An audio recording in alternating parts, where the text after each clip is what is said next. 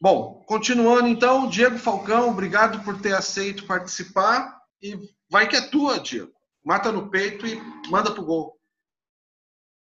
Beleza, Pandinha. Obrigado a todos. Obrigado, Panda, pelo convite. Boa noite a todo mundo aí que ficou no horário corujão, né, Panda? Mas vamos aí, sem problema. Estamos na pilha. Bem, Panda, obrigado pelo convite. Eu fico também emocionado porque eu convivi bastante com o Fernando da Unifesp e ele é verdadeiramente isso que todo mundo falou, essa alegria, esse senso de um modelo maravilhoso, uma pessoa extremamente competente e realmente vocês, eu não sou do atletismo, né? Mas tive a oportunidade e a felicidade de conviver bastante com ele. Quero agradecer também a participação e parabenizar a participação do professor Pedro e Pablo, o Neilton Moura, o Clodoaldo, palestra maravilhosa, Túlio Moura também, todos estão presentes. E eu vou falar um pouquinho aqui, vamos sair do atletismo, vamos agora para os esportes com bola, que é bem diferente, mas eu vou mostrar um pouco da nossa realidade e do nosso como a gente controla. Tudo bem? Panda, eu tenho o quê? 40 minutos? Oi, Panda. 40 minutos, 45 minutos. Filipinho tá entrando na sala de novo. Ele deu uma Isso. saída, tá voltando. Então tá bom, vamos lá.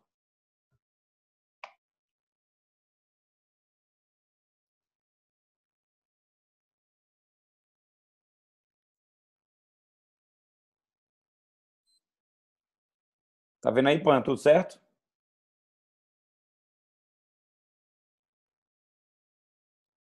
Panda? Oi, oi. Tudo certo. Tudo certo? Tranquilo. Beleza. Vamos lá. Bem, gente, meu nome é Diego Falcão, sou preparador físico da Seleção Feminina de Basquete. Venho falar para vocês hoje aqui sobre programação e controle das cargas externas nos esportes coletivos, né? Especial do basquete, que é meu dia a dia há aproximadamente 20 anos, e vai fugir um pouquinho dessa rotina e desse cálculo exato que eu estava vendo aí com todos. Mas o esporte, basicamente, não vai fugir muito disso. O esporte tem que ter um estímulo, uma recuperação, uma adaptação.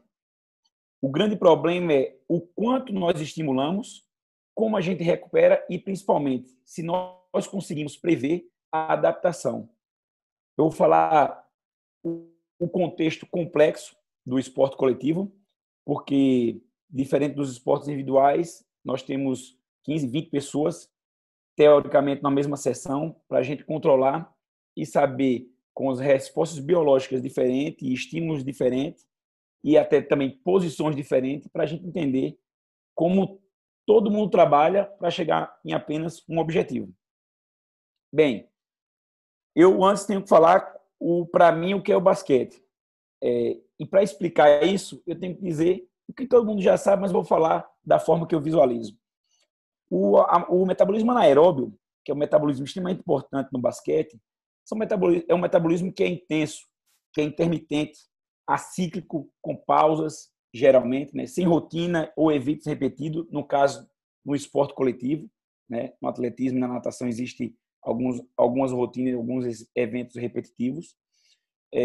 Acíclico, já citei, o esporte coletivo, curta duração, ativo e passivo.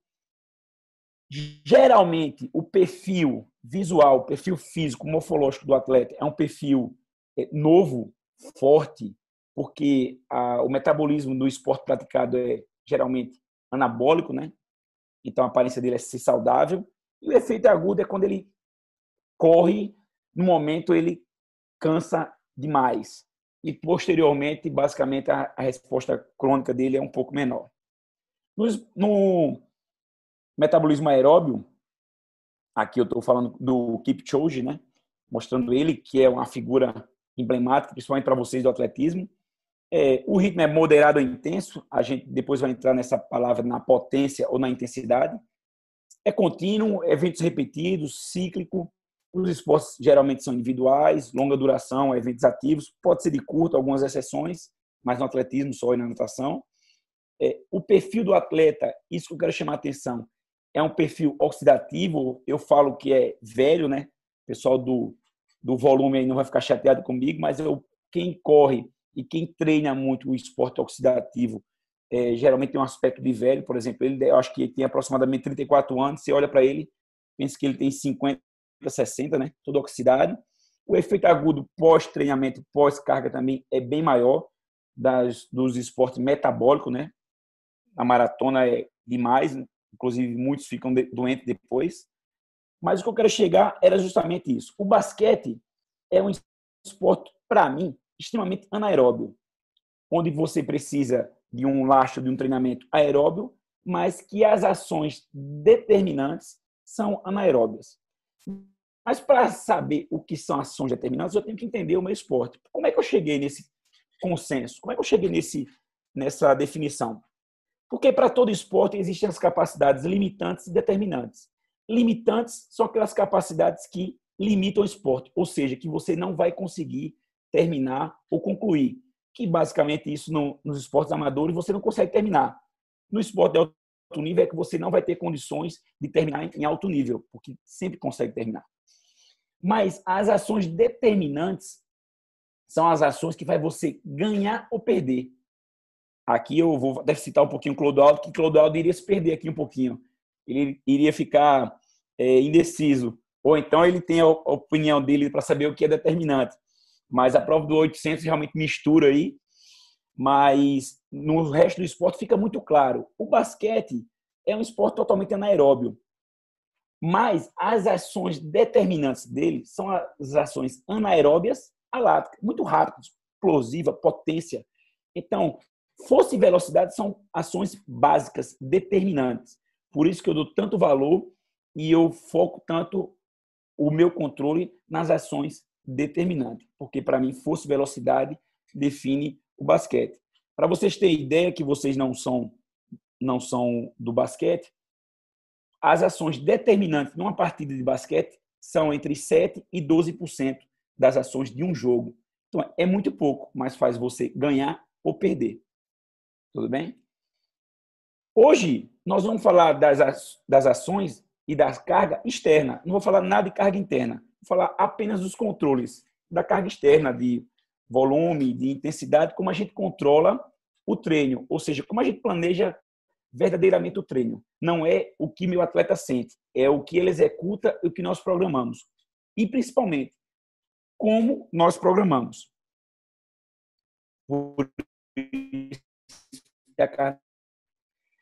A primeira coisa, e que eu acho extremamente importante, todo mundo que dá treino, todo mundo que aplica uma carga, é saber e ter um papel de previsibilidade.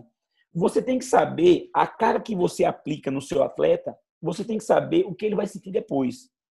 Claro, os treinadores que têm um know-how maior, que já tem muita, como eu falo, muito cheiro do suor na camisa, né? Verdadeiramente eles têm essa maior facilidade. Muitas vezes nós não conseguimos controlar, mas a gente tem uma resposta esperada. E é nessa resposta esperada que a gente faz toda a programação da semana ou do mês do atleta. Porque o mais importante é a gente saber o agudo e o crônico. Essas respostas, elas são respostas completamente diferentes. Quando a gente fala em agudo, a gente fala na resposta momentânea, na hora, ou seja, a resposta que ele está sentindo. Aqui eu vou falar da resposta da sessão de treino, o crônico da sequência das sessões. Quando eu falo de agudo, eu falo da sequência dos exercícios, ou seja, a resposta aguda na sequência dos exercícios na sessão. Quando eu falo crônico, eu falo a sequência da carga dos dias seguidos. Como é que meu atleta vai se sentir com essa carga que eu estou planejando? Qual é o propósito do meu treino no dia e qual é o propósito do meu treino na semana? Nós temos que entender e saber qual é a carga, a magnitude da carga que vai acontecer naquele atleta. E depois, você saber a resposta do exercício, da capacidade que você está aplicando, resposta metabólica do dia, e saber a sequência ou o efeito acumulativo numa carga crônica, a curto e longo prazo. Tudo bem?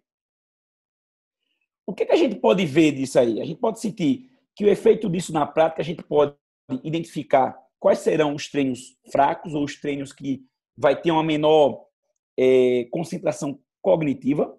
Então, por quê? Porque o atleta, geralmente, quando ele está fadigado, ele não consegue raciocinar. E o basquete é um esporte extremamente cognitivo. É um jogo de xadrez dinâmico. O tempo todo você tem que estar pensando e estudando o que vai fazer no ataque e o que o time está defendendo para conseguir as soluções, certo? E nisso, nós conseguimos entender quando a gente aplica uma carga, vai dizer, ó, aquele treino vai ser mais baixo cognitivamente porque está todo mundo cansado. E para a gente entender isso, a gente tem que saber ou tem que ter uma previsão do que a gente está fazendo. E eu costumo dizer também que quando a gente fala de agudo crônico, uma teoria importantíssima para mim é a teoria da proporcionalidade. Porque a resposta aguda não pode ser apenas de um dia, ela pode ser de uma semana, 2 semanas, 3 semanas, de acordo com o todo. Ou seja, se você faz um agudo de 3 semanas, é agudo porque se você comparar com 52 semanas, que é o período de um ano. Então, se você disser, como o Neilton falou, vai saltar, você vai treinar salto, uma carga aguda num treinamento pliométrico, se ela for comparado com uma resposta crônica de um ano, a de 3 semanas é extremamente aguda. Vai dizer, essas 3 semanas o nosso atleta não vai saltar bem. Tudo bem? Isso a gente tem que entender, para entender a resposta aguda e crônica para fazer o planejamento do nosso time. Eu, particularmente, quando eu planejo uma sessão ou uma semana, eu sempre vou do anaeróbio lático para o oxidativo, ou seja, anaeróbio lático, anaeróbio glicolítico e para o estímulo oxidativo ou aeróbio, que geralmente não é tão treinado no dia a dia do basquete. Aqui a gente tem no basquete uma carga extremamente importante, que é a parte técnica e de coordenação. Por isso que muitos treinos no basquete, nós não começamos nem com aquecimento, começa com treino tático e técnico. Por quê? Porque o atleta está cognitivamente muito bem, quando ele chega do treino, ele está extremamente descansado. Então é uma oportunidade maravilhosa para a gente falar a estratégia de defesa, como vai ser a defesa, como nós vamos se organizar no ataque, já que é um esporte coletivo e precisa de muitas ações sequenciais e coordenadas. E eu faço o treino da técnica para força e velocidade. Isso muda de acordo se você fizer um complex training ou alguma estratégia de um método diferente, mas basicamente eu faço força, velocidade, resistência anaeróbia e resistência aeróbia. Eu acredito também que a resistência aeróbia é fundamental para um atleta ter uma capacidade anaeróbia glicolítica boa para resistir e ter um êxito durante uma partida de basquete pelos esforços repetitivos. Existe muita gente que não compactua com isso, não direciona, não gosta da atividade aeróbia no basquete. Eu gosto e faço, mas dou prioridade para ações anaeróbias. Passando para dizer como é que nós organizamos, depois sabendo do agudo crônico e as respostas que a gente imagina das capacidades, e sabendo que a gente vem do anaeróbio para o oxidativo, como a gente organiza essa carga, como a gente direciona o planejamento do microciclo. O fato é, primeiro a gente tem uma carga de choque, ordinário, gradual ou compensador, como vocês queiram chamar, estabilizador e regenerativo. Aqui todos vocês já sabem, uma carga de choque é uma carga que você vai ter uma queda da homeostase, ou quem não gosta desse termo, vai ser uma magnitude da carga grande para o atleta. O ordinário não tão grande como um choque, mas uma carga significativa. O estabilizador, uma carga normal, que o atleta vai sair super bem. E o regenerativo, uma carga tranquila, que o atleta não vai sentir nada. Nós separamos o treino tático, técnico, como intenso, volumoso ou intenso e volumoso. Todas essas 3 variáveis a gente pode colocar de acordo com o estímulo de choque ordinário. Se é só intenso, se vai ser intenso e volumoso, ou se vai ser volumoso. O princípio da interdependência também reversa, né?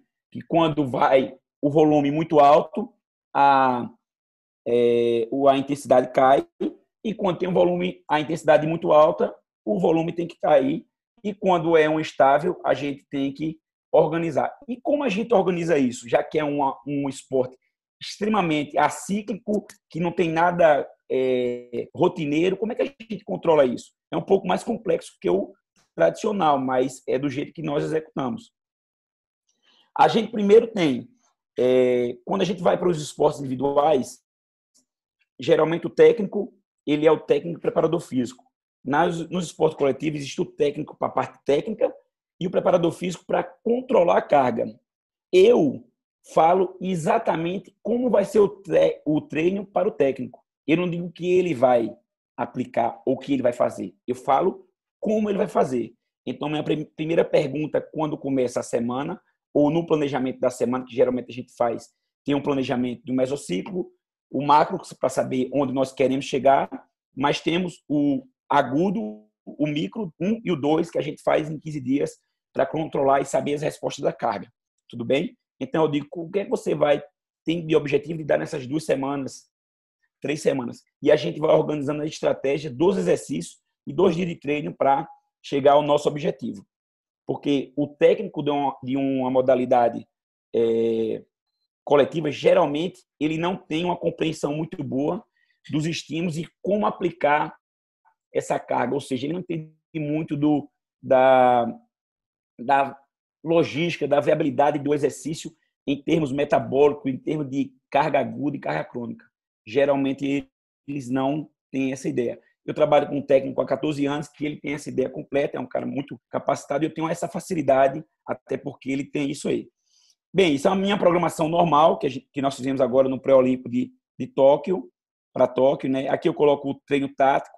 Essa é uma sigla que tem 1, 2 ou 3 setinhas, porque nós colocamos assim, poderia ser asterisco, poderia ser mais, poderia ser forte, médio e fraco. Vocês escolham da forma que vocês quiserem direcionar. A gente coloca 3 setinhas de pouco, médio e longo, de intensidade e de volume.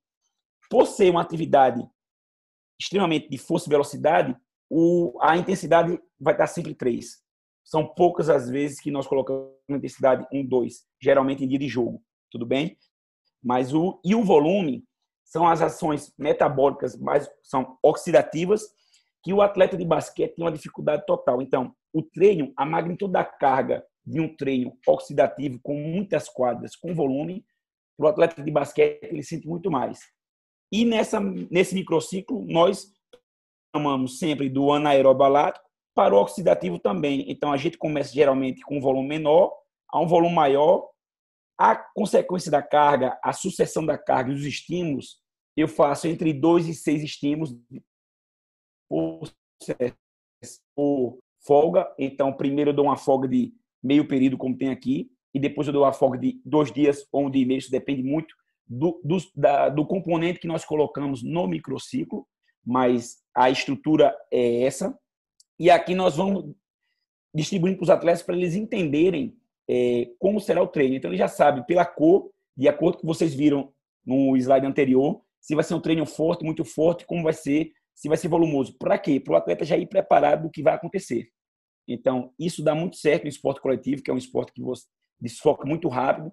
Você tem que saber quais são os treinos mais fortes, até para eles entenderem e focarem mais no treino. Tudo bem? A gente deixa isso muito claro para eles entenderem.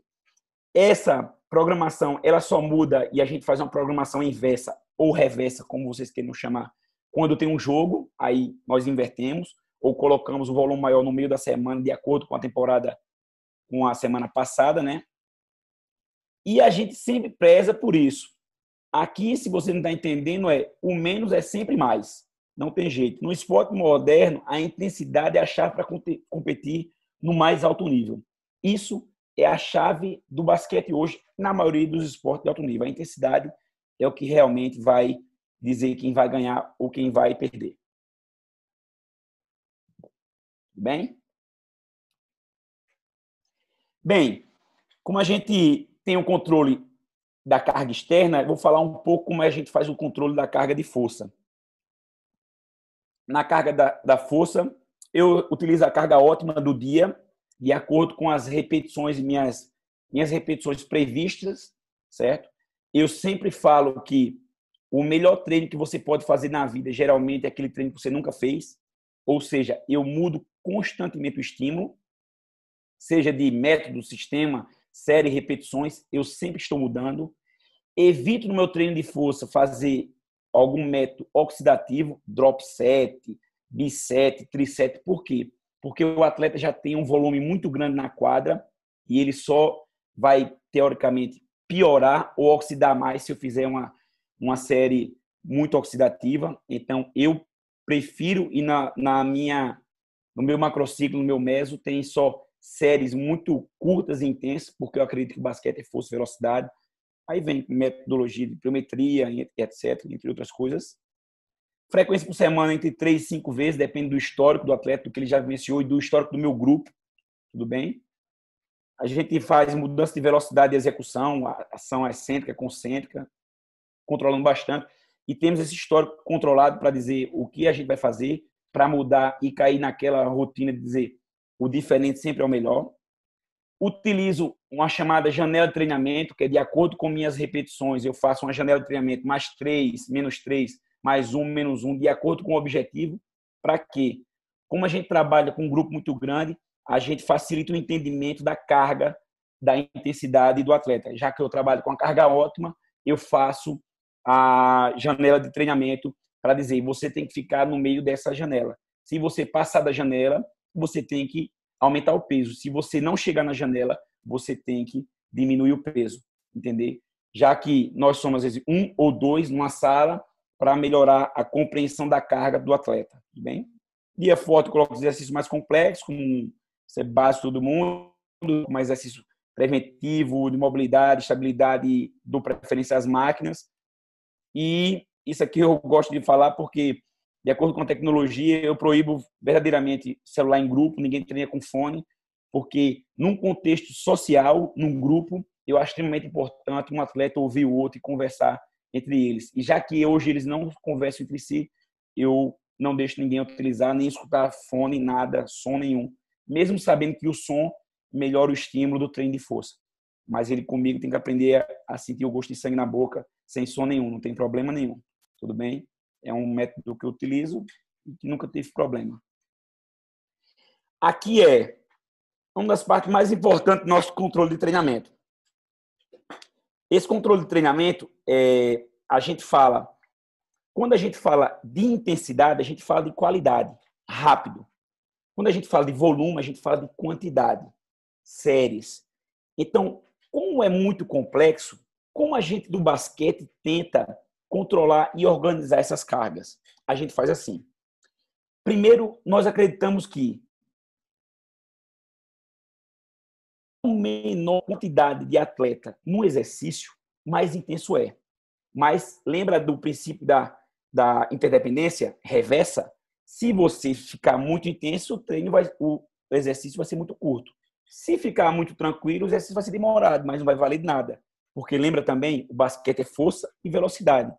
Então, a gente tem que achar um meio termo e também dar prioridades. Ou seja, a gente tem que ter um treino intenso, tem que ter um treino volumoso, mas também tem que ter um treino intenso e volumoso. E como a gente controla isso? A gente controla com os exercícios. Primeiro quanto menor a quantidade de atleta na quadra fazendo exercício, mais intenso.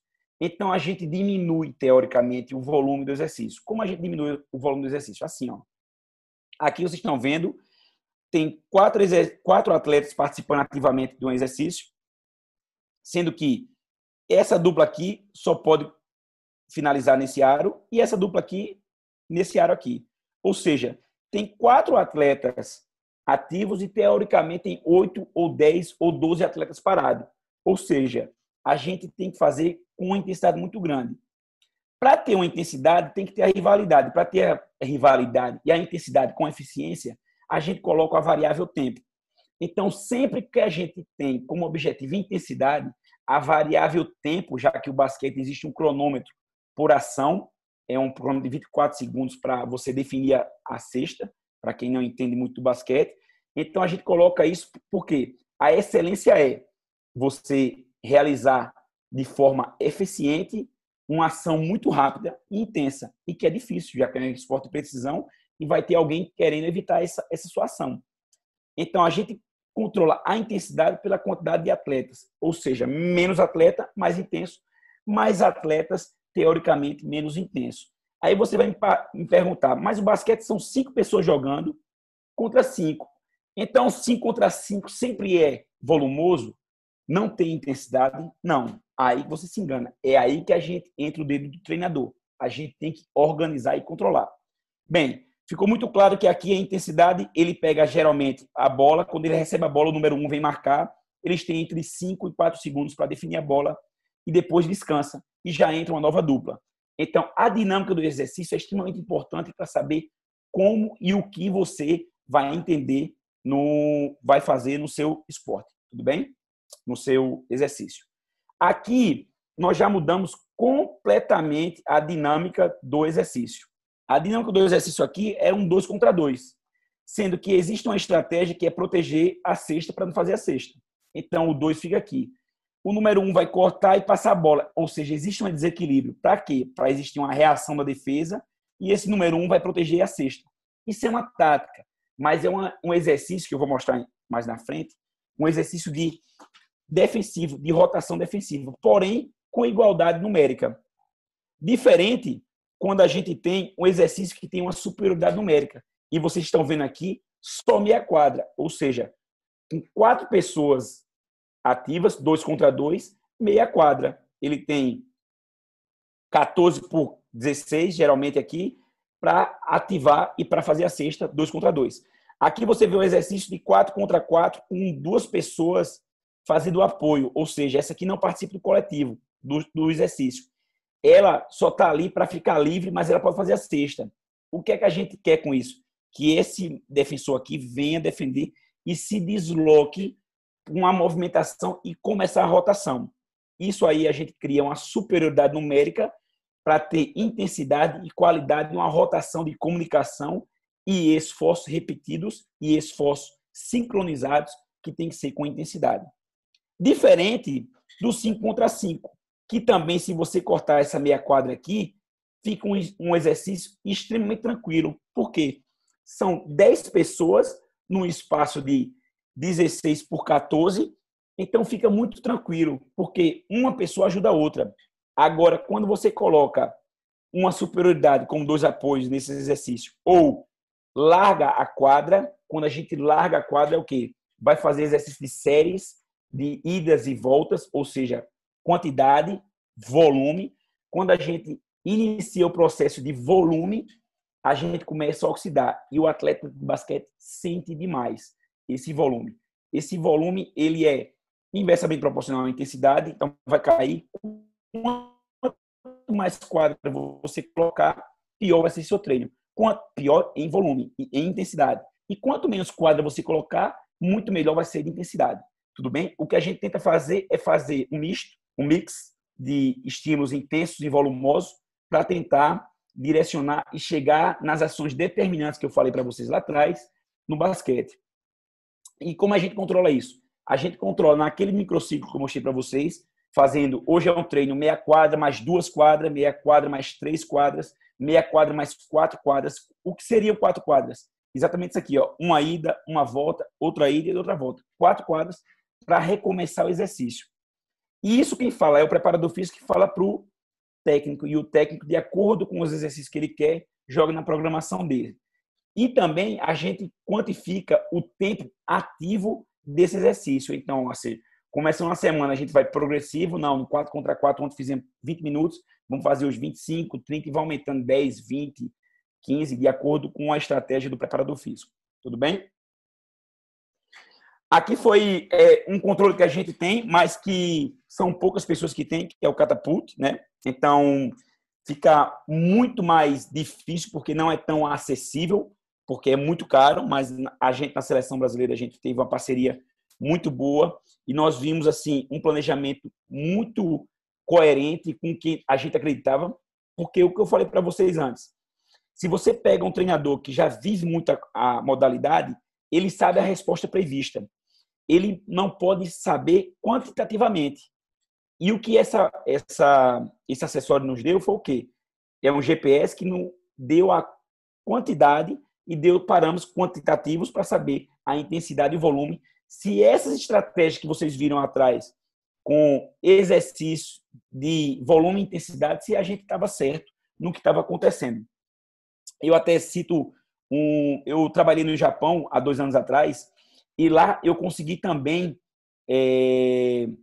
a parceria com o Catapult.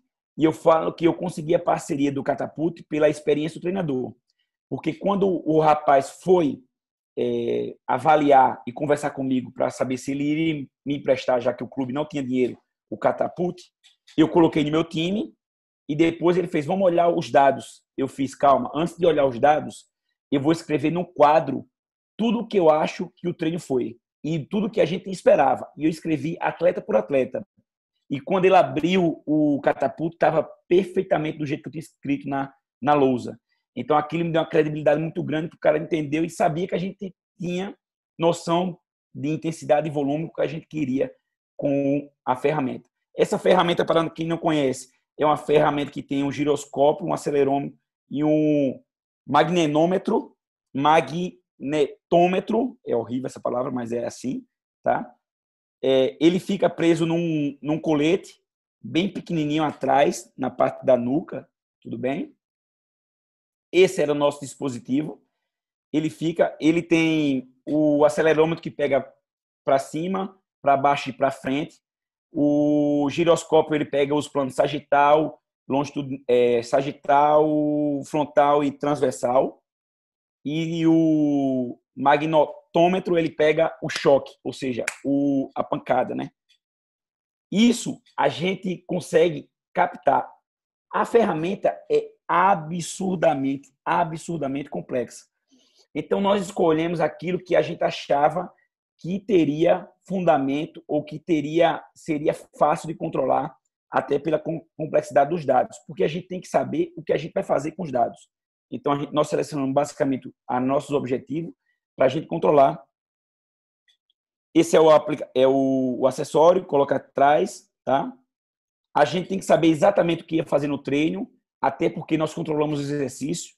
Todos os exercícios, quando começava e terminava, a gente anotava para saber a intensidade e o volume dos exercícios. A gente sabia a ficha de anotação, tudo, como é que era o time, o tempo e a sequência perfeita do treino, como a gente sabe também da semana. E também a gente tem que ter muito cuidado para passar só especificamente o que o atleta precisa ouvir, tá? Ou seja, ele só precisa ouvir o que interessar a gente passar. O que não interessar, a gente não passa para ele. Temos que filtrar, tudo bem? Assim também passar para a comissão técnica e para o técnico. Mas dá para ver e dá para ser muito claro do que aconteceu. Quais são os dados que nós avaliamos e nós vimos no Catapult? Primeiro é o payload, que é um dado de volume ou de número de ações. Ele tem um algoritmo que ele calcula todas as ações que o atleta está fazendo, por todas aquelas acessórios que eu já falei para vocês, de corrida, intensidade, de ação concêntrica, excêntrica. Tá? Então, esse payload, ele tem o volume e número de ações. Depois nós colocamos, tem o payload por minuto, que ele reflete a intensidade da corrida. Ele pega a densidade da corrida, que é a frequência de Tem alguém com o microfone aberto. A frequência da ação por minuto. Então, isso aí dá a qualidade, a intensidade.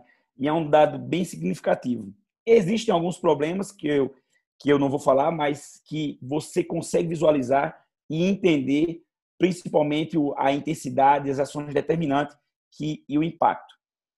O impacto é o choque que você tem. Aqui eu não coloquei as ações determinantes, que eu não sei por que eu não coloquei, mas as ações determinantes que a gente avalia e a gente quantifica o que é. Para mim, um dos dados principais são todas as ações rápidas que o atleta faz. Saída, aceleração, desaceleração, choque, impacto, já que o basquete é um esporte de impacto. Tudo bem? E também calculamos o agudo crônico, que é o modelo de Tingabbett que você tem, que é o ACWR, que todo mundo conhece, até vou falar depois, vou mostrar aqui para vocês. Bem, tudo que eu expliquei aqui foi o que a gente controlou e o que a gente controla diariamente no nosso treino.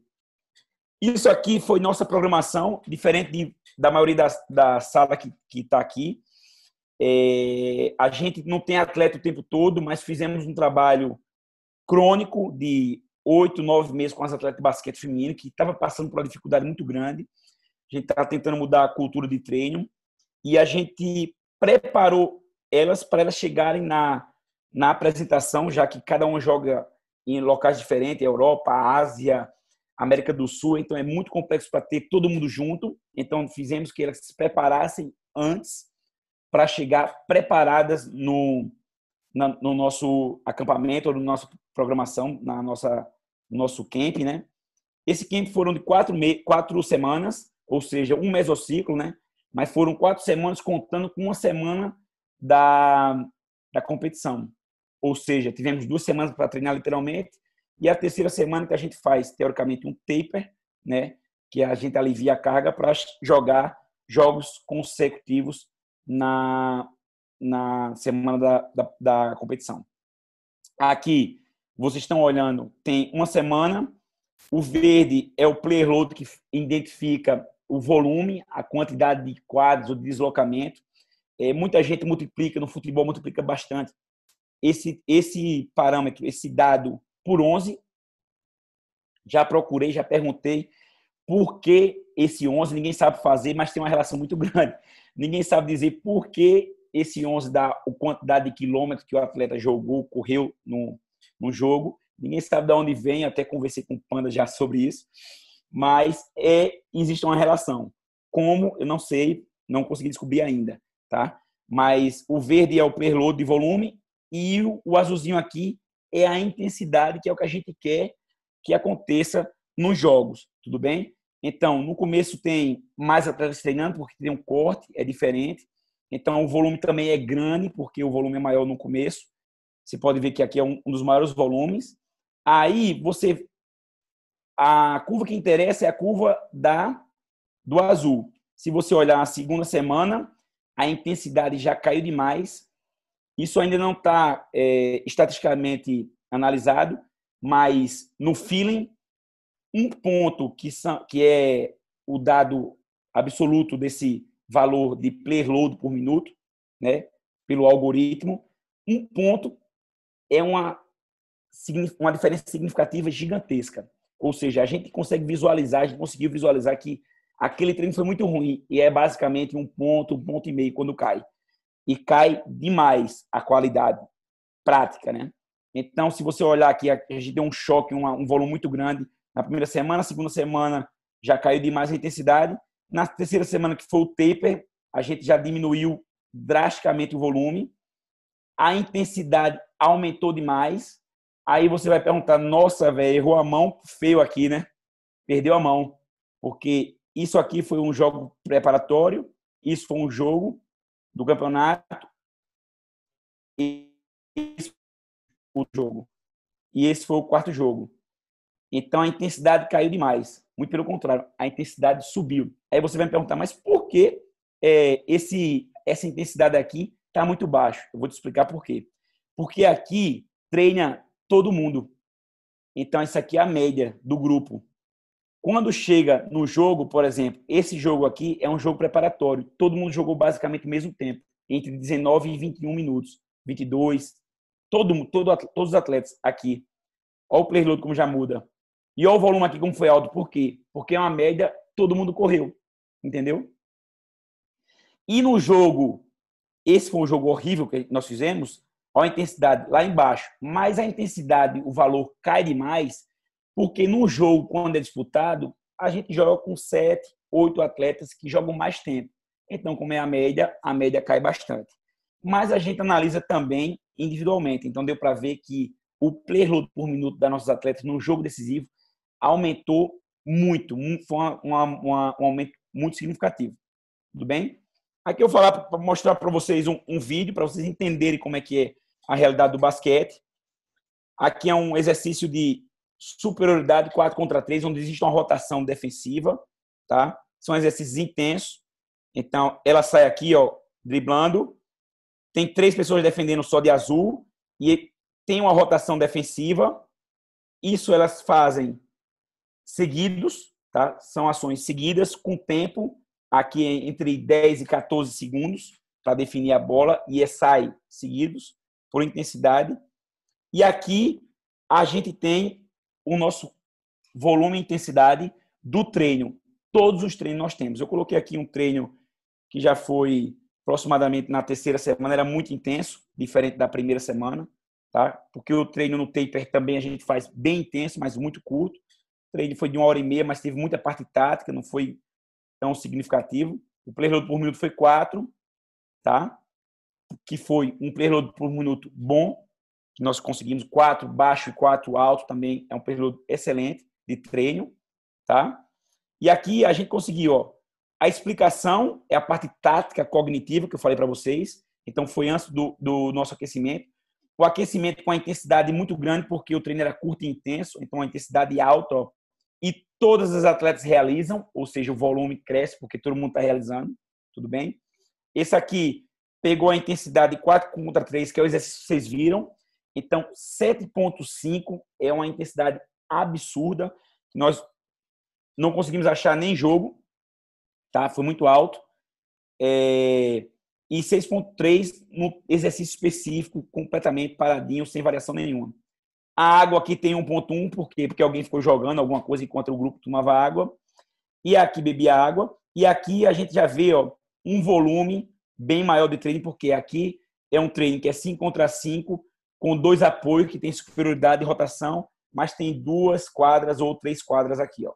Então, como princípio da interdependência, a intensidade já diminuiu bastante, ó, como está 6 e aqui está 3, porque o volume já começou. Tudo bem? Aqui um outro parâmetro, um aquecimento bem curto, com a intensidade alta, ó, muito curto, a parte tática. E aqui um treino 5/5, volume baixíssimo, que era um volume já aproximadamente de jogo, parte tática, tá? Então, já estamos na fase de taper aqui, total. Quando a gente reduz a defesa e coloca 3 quadras, a intensidade subiu um pouquinho, porque a gente fez um volume muito baixo. Não tem jeito, a gente consegue visualizar isso, tá certo? Aqui, análise do jogo da...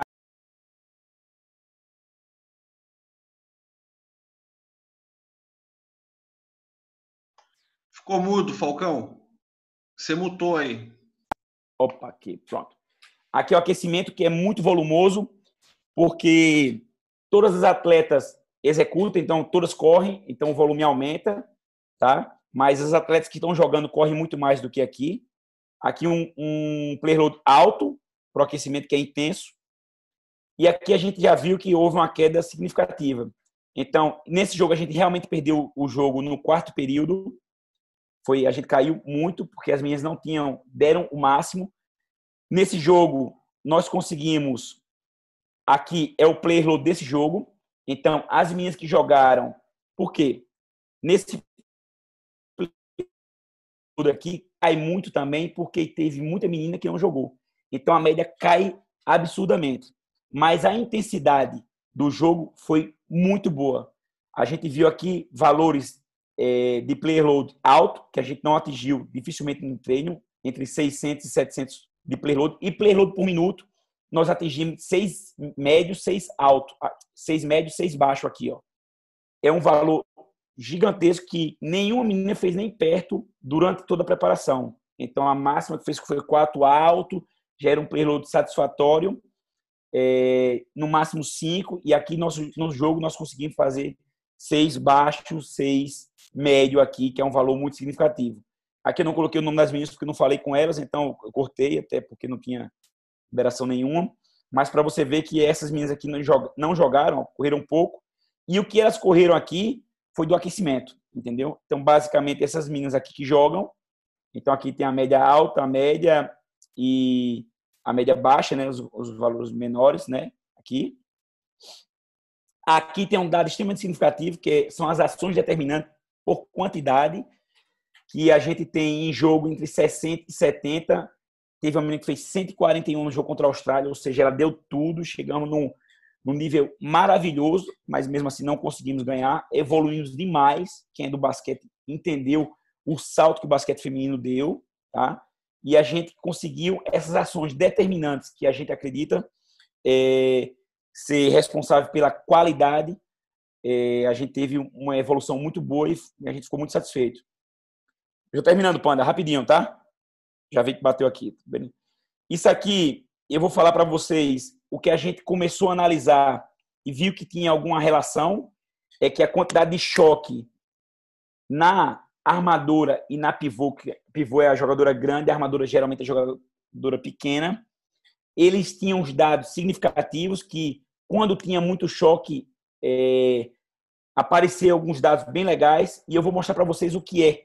Primeiro aqui, isso é uma ação de pick and roll, que é uma ação tática, que um atleta vai bater no outro para levar uma certa vantagem. Vou mostrar para vocês não ficarem perdidos. Essa ação vai acontecer aqui no meio, ó.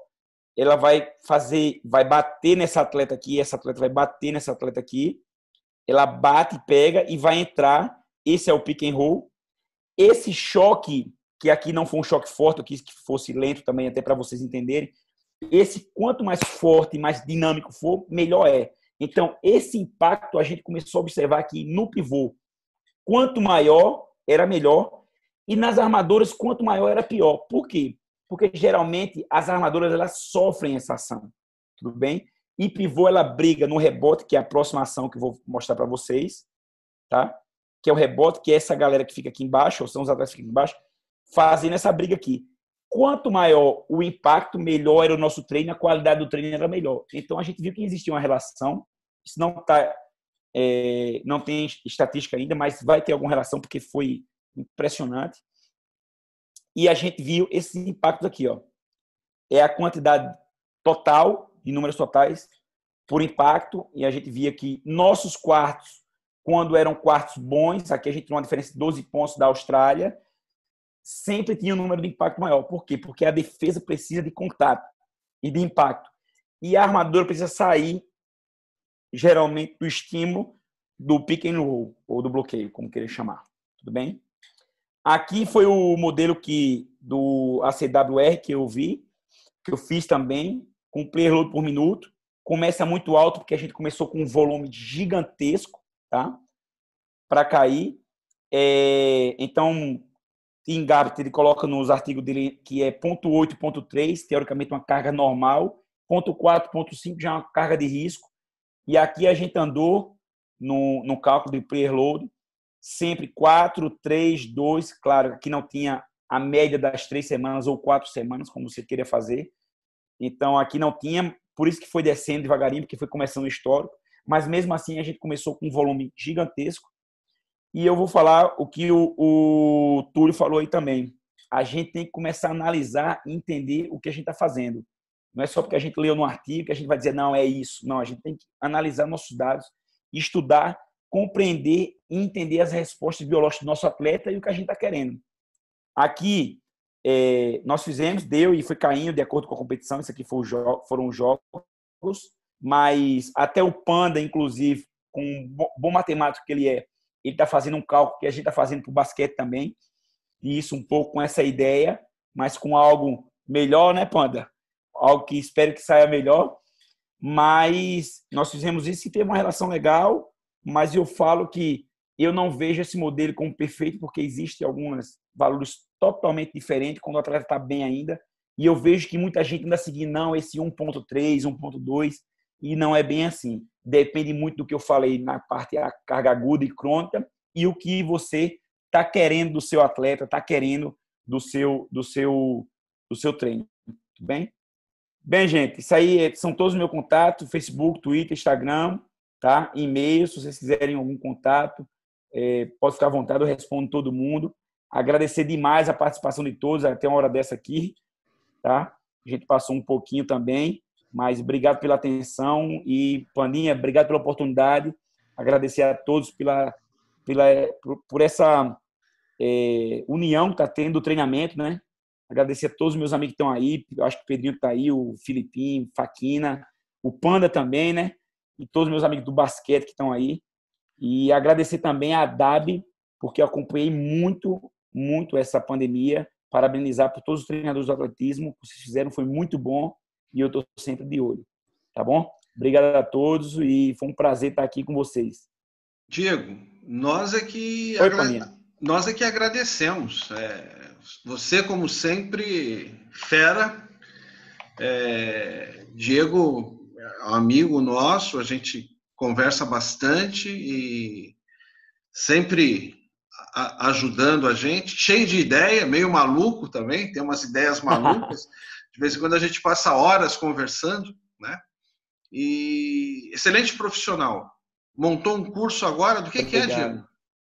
Que curso que você fazendo montou?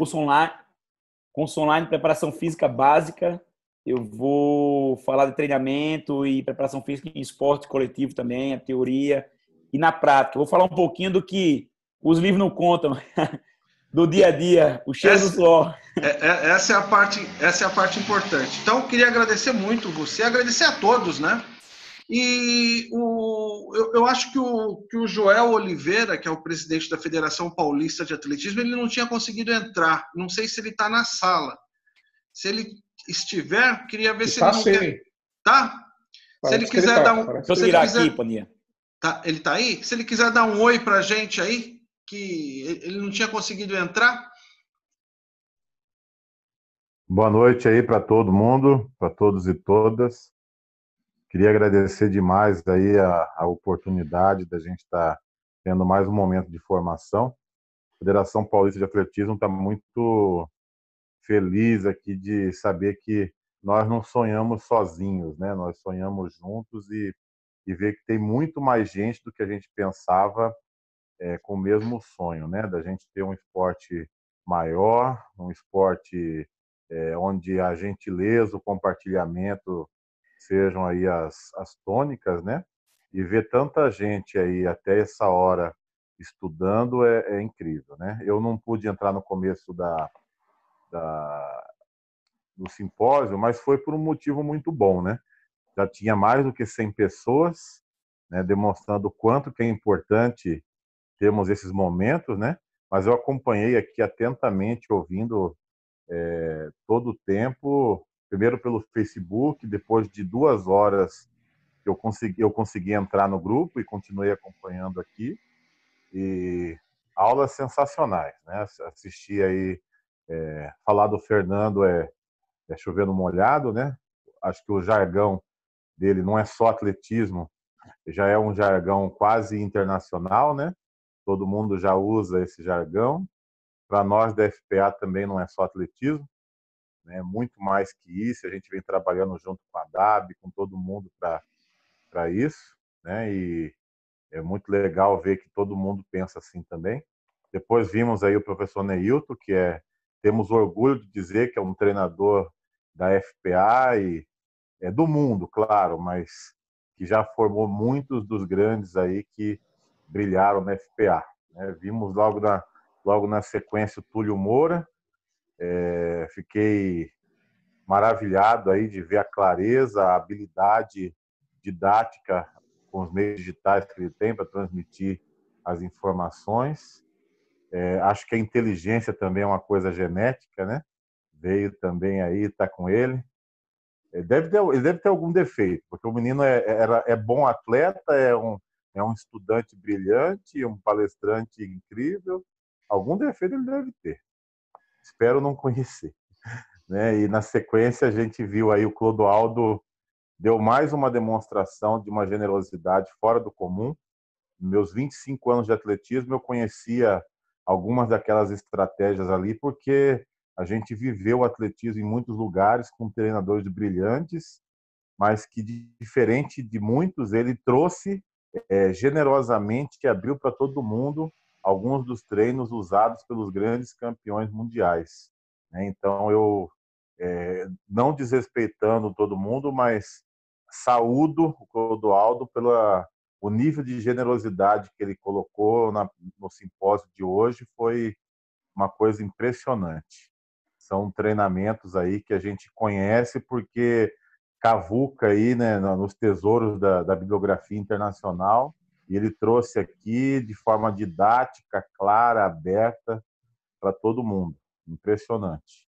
Acompanhei aqui muito feliz aí a contribuição do nosso colega Daniel, do basquetebol.